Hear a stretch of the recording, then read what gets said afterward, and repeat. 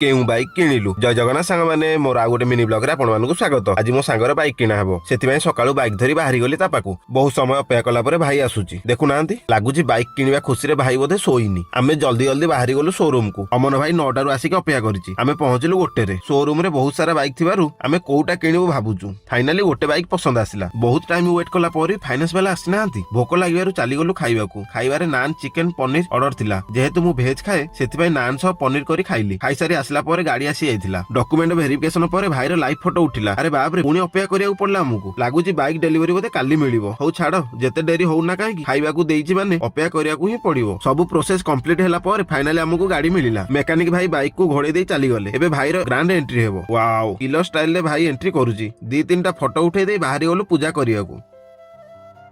अरे नना दिल से पूजा करो दक्षिणा टेंशन नियोनी तुमको निश्चय मिलिबो। एबे चलिलु घर को। भाई हमर धूम स्टाइल रे बाइक चलाउची। बाइक टा भाई को केमिति लागुची निश्चय कमेंट रे कहिबे। और रहिली जय जगन्नाथ।